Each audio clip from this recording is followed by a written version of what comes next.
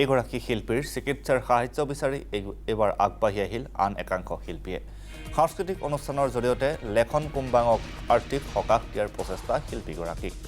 ৰাইজে সাধ্যানুসাৰে আগবঢ়াইছে ধন আৰু কোনো লোকে এইগৰাকী শিল্পীক যদি সহায় কৰিব বিচাৰে তেন্তে যোগাযোগ কৰক 9707728063 নম্বৰত।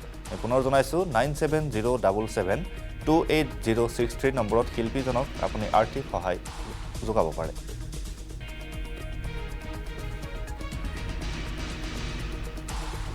কণ্ঠশিল্পী লেখন কুম্বাঙৰ বৰ্তমান দুৰাৰোগ্য ৰোগত আক্ৰান্ত হৈছে। দুটা কিডনী বিকল হোৱাৰ কাৰণে তেখেত তামিলনাডুৰ এখন ব্যক্তিগত চিকিৎসালয়ত চিকিৎসাৰ কাৰণে মৃত্যুৰ সৈতে যুঁজি আছে।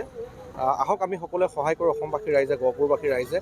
আজি তেখেতৰ ৰাইজৰ সজাগ আৰু সচেতন আৰু ৰাইজক সহায়ৰ আহ্বানৰ অৰ্থে আমি এটি ৰোড শ্ব' আয়োজন কৰোঁ। গহপুৰৰ যথেষ্টখিনি জনপ্ৰিয় কণ্ঠশিল্পীয়ে আজি ৰোড শ্ব'ত অংশগ্ৰহণ কৰে আৰু ইয়াৰ যোগেদি আহক আমি তেখেতক আৰু দুদিন পৃথিৱীখনত জীয়াই থাকিবৰ কাৰণে এটা সাহস দিওঁ। আপোনালোকৰ কিঞ্চিত বৰঙণি নিশ্চিতভাৱে তেখেতৰ জীৱনত যদি জীয়াই থকাৰ এটা প্ৰেৰণা পায়, আমি সেই কামকে কৰিবলৈ আগবাঢ়ি যাওঁ। মানুহে মানুহৰ ভাৱে, যিহেতু ভূপেন হাজৰিকাই কেতিয়াবাই আমাক কৈ থৈ গৈছে, সেই বাণীকে আমি লগত লৈ আহক আমি তেখেতক সহায় কৰোঁ আৰু তেখেতক দুদিন হ'লেও আমি পৃথিৱীখনত জীয়াই ৰাখোঁ।